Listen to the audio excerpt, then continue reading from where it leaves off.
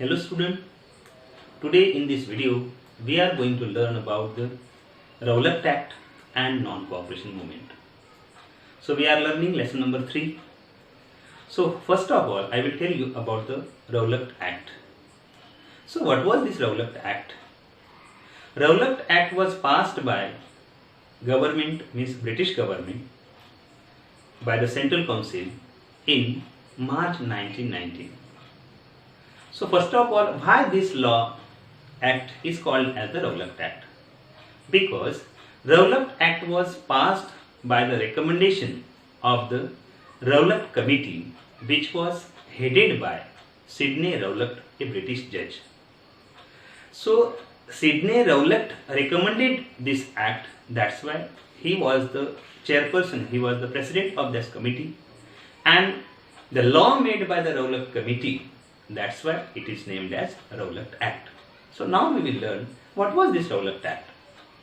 This act was actually very hurriedly passed by the British Council at Delhi because they wanted to repress the political activities in India.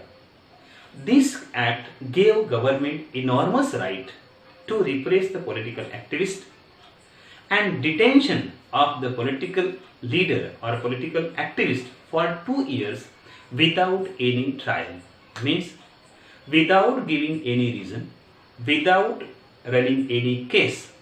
They got the right to detain, means to arrest any political leader and to keep that person in the jail for 2 years. And because of that, Gandhiji called this act as an unjust law, and he decided to start a nationwide movement to cancel this law. And he announced that if British government will not cancel this law, then I will start Hartal on 6th of April 1919. As I told you, this law was passed in March 1919, and Gandhiji announced that in April 6th I will start Hartal against this unjust law. So definitely British government did not listen to Mahatma Gandhi's announcement.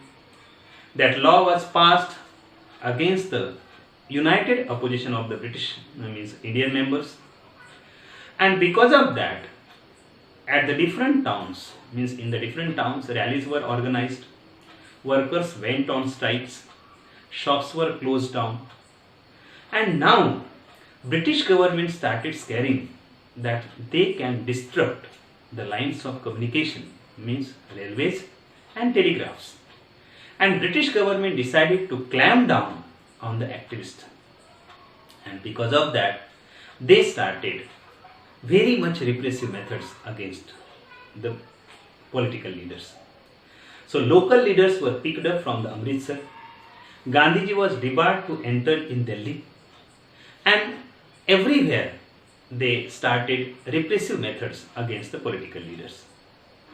During the same period, on 10th April 1919, British police fired upon a peaceful procession, provoking the attacks on banks, government buildings, post office, telegraph office. Means people became very much angry that why government is doing this much repressive measures.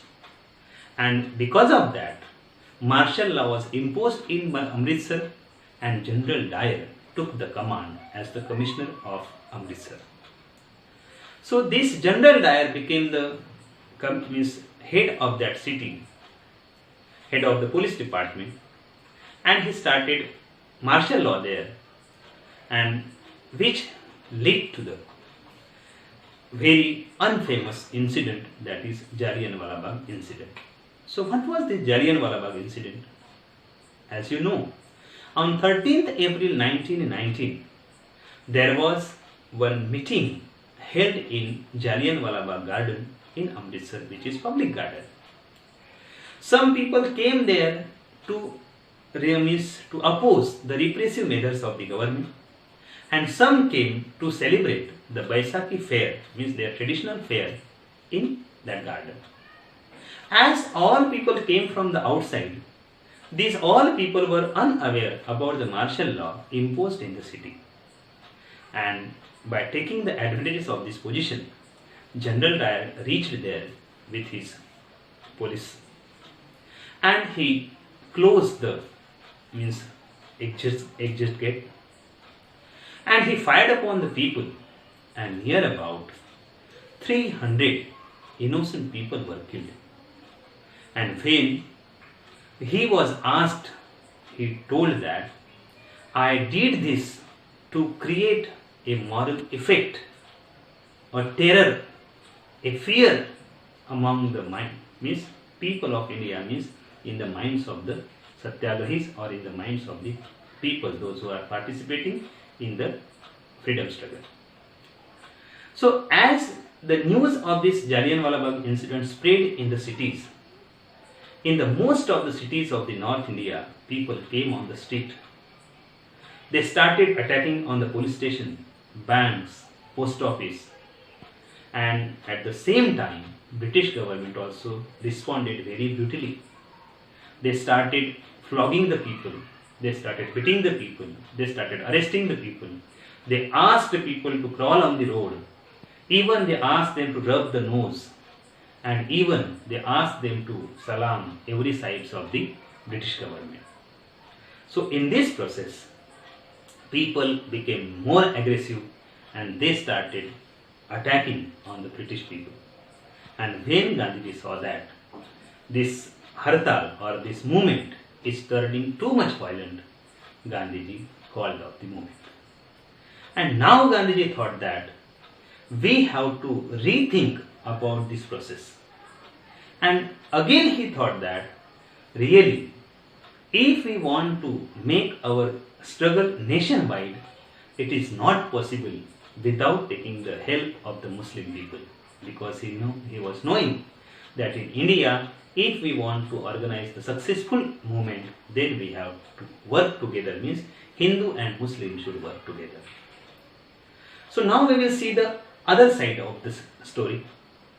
At the same time, when this Rowlatt Act movement was going on, this was the period of First World War. I told you, First World War ended in 1918, and there was a rumor that now, as I told you, that First World War was fought between two groups. One was Central Power, which was combined with Germany, Austria-Hungary, even Ottoman Empire and Bulgaria, and another side was Britain, France, Russia initially, and after 1917, Italy, Japan, again USA, China, Greece. And in this war, Central Power were defeated by the Allied powers. British side was known as the Allied power, and Germany side was known as the Central Power. And now British side, Allied power, is going to impose a very humiliating treaty on the Central Power. And as I told you, that Ottoman Empire, Turkey, was the part of Central Power. So as we know that Caliph means the head of the Turkestan, Turkey Empire, he is considered as the religious guru, religious priest for whole Muslim community of the world. And because of that, to defend the power of the Khalifa, all over the world, the Muslim community in every country, they started Khilafat Committee.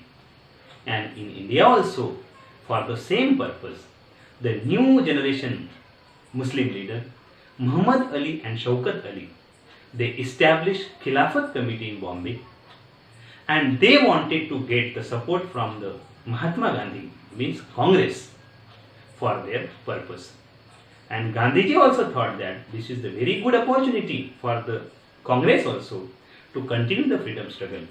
And because of that, Muhammad Ali, Shaukat Ali and Gandhiji decided to come together and work for the freedom. So, are you clear about what is Khilafat movement? Khilafat movement is a movement started by Khilafat Committee. What was Khilafat Committee? Khilafat Committee was a committee formed to defend the powers of the Khalifa. Who was Khalif? This Khalif was the head of the Turkey Empire, Turkestan Empire, And this Ottoman Empire's head was considered as the religious head of the Muslim community all over the world. And this committee in India was formed by Muhammad Ali and Shaukat Ali. So they tried to convince other leaders to start this process. But when in Calcutta session of September 1920, Gandhiji tried to convince the leaders, means other leaders of the Congress, they were little bit doubtful about this proposal. Then Shaukat Ali and Gandhiji toured in India, tried to make people aware of this struggle. But people were cautious about this proposal. Some were thinking that no, we should not start, because if we will start this struggle, it may lead to the violence, like that some were thinking. So in this condition, near about from September 1920 to December 1920, in these months, means September, October, November, December, 4 months, there was a condition that there seemed no compromising point, means no mutual understanding was there. There was the intense tussle among the leaders of the Congress. They were thinking that no compromise can be done. But fortunately, in the Nagpur session of December 1920, compromise was worked out and people decided to start the non-cooperation movement with the cooperation with Khilafat Committee. So now, what was this non-cooperation movement and why non-cooperation movement? So in his famous book, Hind Swaraj, written in 1909, Gandhiji declared that British could establish their empire in India only because of the cooperation of Indian people, and they could survive that also only because of the cooperation of the British, means Indian people. And if Indian people will stop cooperating them, their kingdom or their rule will come to the end within a year.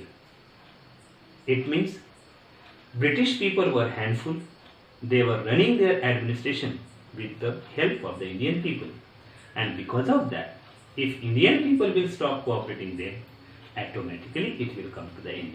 And because of that, Gandhiji decided to start the non-cooperation movement. Now, how this movement will start? Gandhiji proposed that this movement will unfold in the stages. What was the first stage? Movement will start with the surrendering the rewards or titles given by the government. Second, boycott of civil services like police, army, hospital, school, even foreign goods. And after that, even government will start the repressive measures, means government will not listen to these methods. Then a nationwide civil disobedience movement should be started. So this was the proposals of Mahatma Gandhi. What was the proposed stages of non-cooperation movement? This question will be asked. The answer is surrendering the titles given by the British government, boycott of the civil services and foreign goods, and in case government use the repressive methods, then civil disobedience should be organized. This was the 3 stages proposed by Mahatma Gandhi. So in this way, Gandhiji decided to start non-cooperation movement, and I already discussed that most of the people were not ready to boycott the council election which was scheduled in the November 1920. There seemed that no compromise will be done during this proposal, but fortunately in the Nagpur session of December 1920, compromise was worked out and Congress decided that non-cooperation will be started.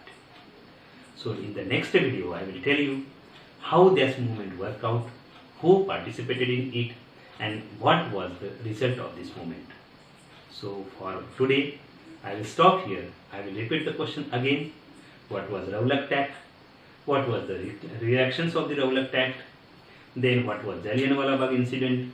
What was the reaction of the people for the Jallianwala Bagh incident? What was the reactions of the government on the people's response? what was means Khilafat committee, what was Khilafat movement, and why did Gandhiji decide to start the non-cooperation movement. These many questions we have seen here, and as we know that most of the questions are asked from this lesson, because of that this lesson is very important for us with the point of view of the exam. So I hope all answers are clear to you. Thank you.